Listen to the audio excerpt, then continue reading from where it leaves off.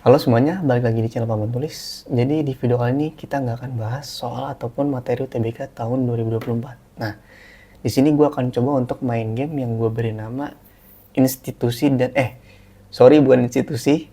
Institusi mah beda lagi ya, intuisi dan logika. Nah, gimana cara mainnya? Apa tadi gue lupa lagi namanya? Intuisi dan logika. Cara mainnya gini. Cara mainnya adalah misalkan nih lagi UTBK. Ternyata sisa waktunya tersisa 2 menit gitu. Sedangkan lu waktu ngeliat ke layar komputer, lu belum kerjain sama sekali gitu. Nah, di situ lu pengen coba nih dalam waktu 2 menit tersebut lu bisa nggak nih pakai institusi lagi sih, pakai intuisi lu tapi berdasarkan logika gitu. Jadi nama lainnya biar gampang nih. Ngasal berdasarkan logika gitu aja. Jadi kita coba main game tersebut. Kita coba di penalaran umum, oke? Nah, ini kan waktunya 2 menit nih. Kita coba ya. Gue bakalan ngerjain ngasal berdasarkan logika. Kita lihat benernya berapa, oke? Yang kayak gini-gini gue skip aja karena kebanyakan. Ini gue nggak baca soalnya ya.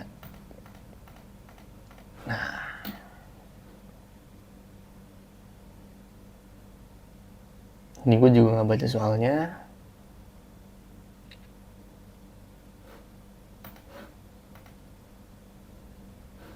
Ini juga gue nggak baca soalnya, oke?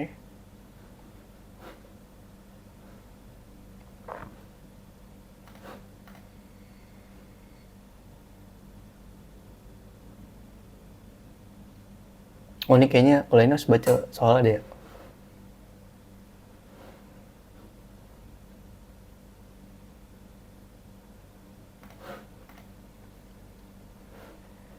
Nih, kalau ini harus baca soal juga nih.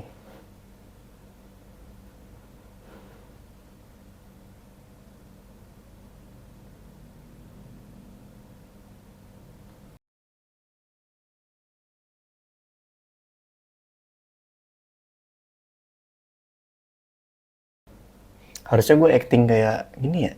Wah, ini otot bentar lagi nih. Gue harus kayak bener-bener di posisi tersebut, tapi gue tahu ini bohongan doang ya.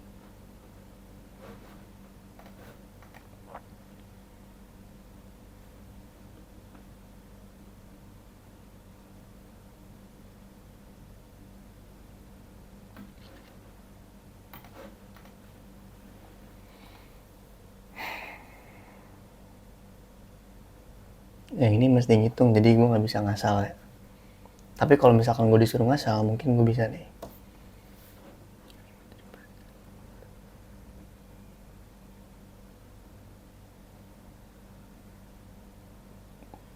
Nah, gue lebih milih. Oke. Jadi kita bakal ngeliat gue bener berapa dan salah berapa. Oh, iya, siap-siap salah. Nah, kita lihat nih ya.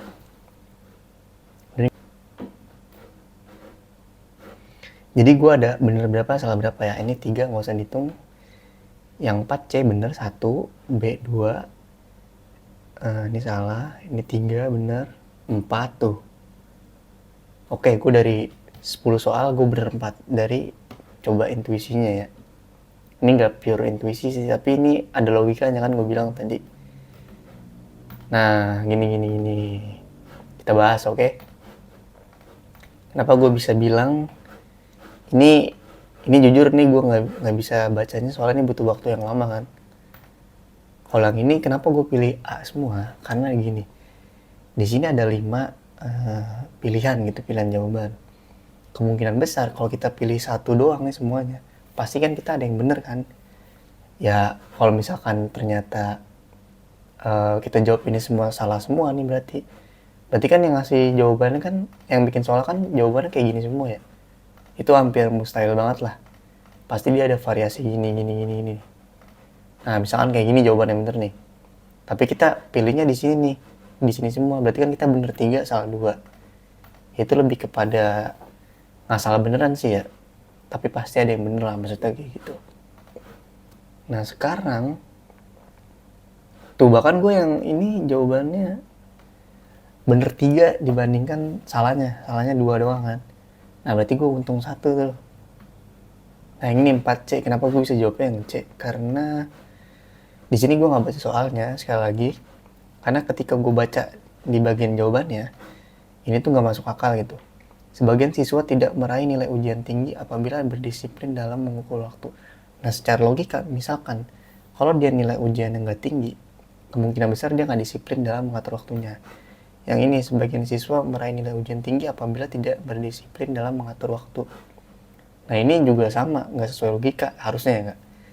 Dia nilainya tinggi, berarti harusnya dia disiplin kan. Walaupun mungkin secara kenyataan ada beberapa yang mungkin dia main terus tapi nilainya tinggi. Nah, kenapa gue bilang ini? Karena ini masuk sesuai logika lah. Sebagian siswa tidak meraih nilai ujian tinggi karena emang dia nggak disiplin gitu. Jadi gue tanpa ngecek yang ini, gue udah pilih jawaban yang ini. Ternyata bener ya. Sekarang yang nomor 5 deh. Nomor 5 itu sama, gue tadi ngeliat jawabannya doang. X bekerja pada malam hari karena perkuliahannya terganggu. Salah dong ya nggak? Harusnya kan kalau dia bekerja pada malam hari, itu menyebabkan perkuliahannya terganggu, bukan karena perkuliahannya gitu. Bukan karena disebabkan perkuliahannya, kebalik gitu ya. Nah, pas yang B, pekerjaan tambahan menyebabkan perkuliahan X terganggu. Nah, ini baru benar. Jadi karena dia punya pekerjaan tambahan, dia menyebabkan aktivitas perkuliahannya terganggu. 2 tuh gue bener tuh. Sekarang yang ini salah, ini kok ini bisa salah ya? Ya udahlah. Nah, kalau yang ini gue baca soalnya tapi secara cepet gitu. Kan tadi gue jawabannya doang nih, gue baca. Kalau kayak ini nggak mungkin dong gue bisa jawab ya kan. Otomatis gue baca dulu nih. Karena dia bilang pernyataan, jadi gue langsung aja ngeliat pernyataannya doang nih. Secara sekilas, set, terus gue lihat pertanyaan intinya apa. Masih belum meningkatkan karena harganya yang mahal. Nah, dia kan ngomong harganya yang mahal, gue cari harga mana harga atau mahal atau seputar itu. Ternyata nggak ada yang ngomongin, berarti ya udah tinggal ini pilihannya. Gampang ya. Nah, ini gue bener nggak? Yang ini gue juga bener karena di sini gue cuma ngeliat gini doang nih. Ini sebenarnya nggak ngasal, tapi ini gue pakai logika cepet lah. Bobot nilai capaian akademik itu 60%. Yang ini 60% nih, yang ini. Terus yang keaktifan ini 40%. Nah, karena yang paling besar itu 60% nih bobot nilai capaian akademiknya, otomatis gue nyari nilai capaian akademik yang paling besar dulu yang mana? Yang S kan? Nah udah, kalau dia udah paling gede, otomatis harusnya dia udah paling tinggi lah.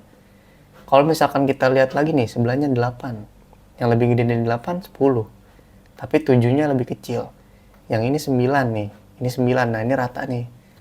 Tapi karena gue tadi cepet-cepet, jadi gue pilihnya yang paling tinggi di awal aja. Dan ternyata jawaban gue bener gitu.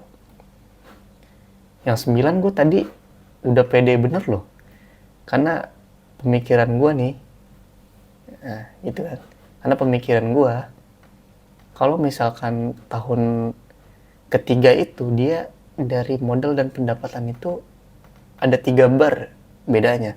Kalau ini kan cuma 2 nih, 1, 2. Ini 1, 2. 1, 2, 3. 1 ini minus. Otomatis kalau keuntungan terbesar kan harusnya tahun ketiga ya, secara cepet logikanya gitu. Tapi ternyata salah. Ternyata harusnya tahun pertama. Dia ternyata ada perhitungannya ya, jadi nggak bisa gitu. Nah yang ini tadi gue jawab, kenapa gue jawabnya 37 dan 17? Karena kalau gue biasa di matematika nggak salah kayak gini nih. Biasanya angka yang paling banyak keluar itu, dia jawabannya, ngerti nggak? Misalkan nih, 35, 35, 37, 37, 39. Nah, dia 39 sendiri nih. Ini gue buang dulu dah. Ini bukan jawabannya. Terus gue lihat nih, sampingnya 17, 18, 17, 18. Nah, ternyata ini sesuai gitu loh.